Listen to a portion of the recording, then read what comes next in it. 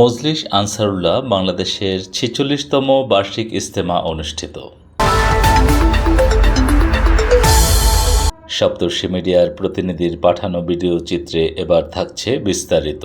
আহমদিয়া মুসলিম জামাতের ৪০ ঊর্ধ্ব বয়স্কদের সংগঠন মজলিস আনসারুল্লাহ বাংলাদেশের ৪৬তম বার্ষিক ইজতেমা ১২ থেকে ১৪ ডিসেম্বর রাজধানীর বকশীবাজারস্থ আহমদিয়া মুসলিম জামাত বাংলাদেশের কেন্দ্রীয় জামে মসজিদ কমপ্লেক্সে সফলতার সাথে অনুষ্ঠিত হয়।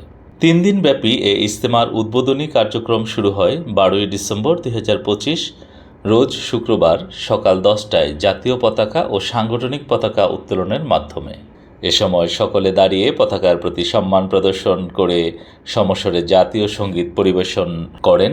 চিরদিন তোমার আকাশ, চিরদিন তোমার আকাশ, তোমার বাতাস আমার প্রাণে, তোমায় আমার প্রাণে বাজায় বাঁশি সোনার বাংলা, আমি তোমায় ভালোবাসি।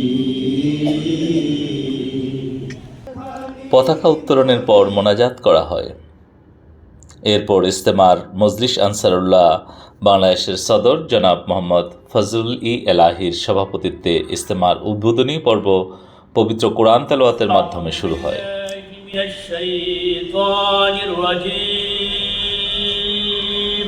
অনুষ্ঠানে প্রধান অতিথি হিসেবে উপস্থিত ছিলেন আহমদিয়া মুসলিম জামাত বাংলাদেশের ন্যাশনাল আমির আলহাজ মাওলানা আব্দুল আউয়াল খান চৌধুরী এবং ইজতেমার নাজেম আলা জনাব আলহাজ মোহাম্মদ নঈম আলম খান সহ অন্যান্য কেন্দ্রীয় আমেলার সদস্যবৃন্দ।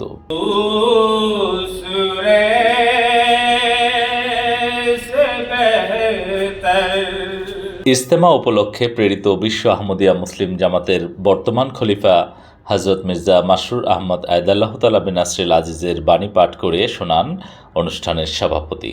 এ পর্যায়ে বক্তব্য রাখেন মহতরম ন্যাশনাল আমির সাহেব। তিনি তার বক্তব্যে ইজতেমায় অংশগ্রহণকারী সকলকে নিষ্ঠার সাথে ৫ ওয়াক্ত নামাজ আদায়, নিয়মিত পবিত্র কোরআন তেলাওয়াত এবং মহানবী হযরত মুহাম্মদ মুস্তাফা সাল্লাল্লাহু আলাইহি সাল্লামের প্রকৃত শিক্ষার আলোকে জীবন পরিচালনার আহ্বান জানান। এরপর স্বাগত বক্তব্য রাখেন ইজতেমার নাজেম আলা জনাব আলহাজ মোহাম্মদ নঈম আলম খান।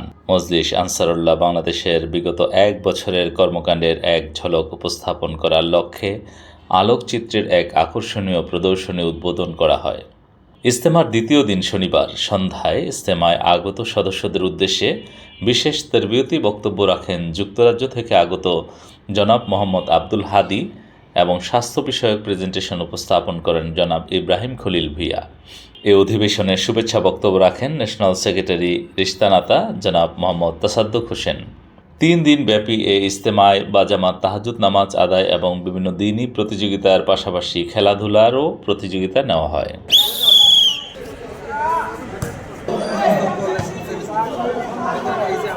১৪ ডিসেম্বর সকাল ১০টায় ইজতেমার সমাপ্তি অধিবেশন মজলিস আনসারুল্লাহ বাংলাদেশের সদর মোহাম্মদ ফজলে ইলাহীর সভাপতিত্বে পবিত্র কোরআন তেলাওয়াতের মাধ্যমে শুরু হয়।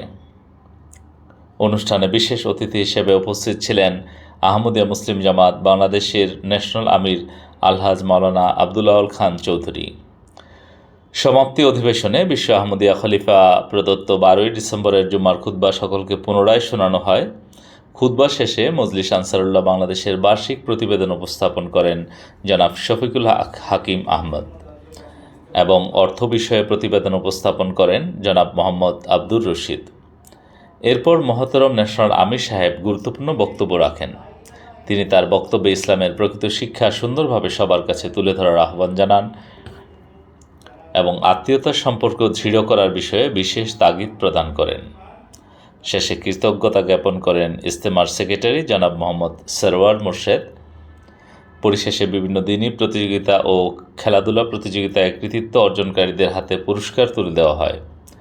এছাড়া সংগঠনের কাজে বিশেষ ভূমিকা রাখায় স্থানীয় বিভিন্ন মজলিসকেও পুরস্কৃত করা হয়। বিভিন্ন মজলিসের প্রতিনিধিগণ তাদের মজলিসের পুরস্কার গ্রহণ করেন। এবছর শ্রেষ্ঠ মজলিস হিসেবে কৃতিত্ব অর্জন করার সৌভাগ্য লাভ করেন মজলিস আনসারুল্লাহ ঢাকা।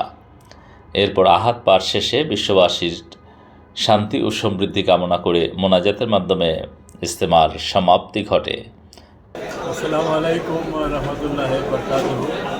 মহান আল্লাহ তাআলার বিশেষ কৃপায় আমরা মজলিসে আনসারুল্লাহ বাংলাদেশের 46তম সালানা ইজতেমা করতে সমর্থ হয়েছি। আল্লাহর ফজলে আমরা সবগুলি কর্মসূচি সুন্দরভাবে সুষ্ঠুভাবে সম্পন্ন করেছি।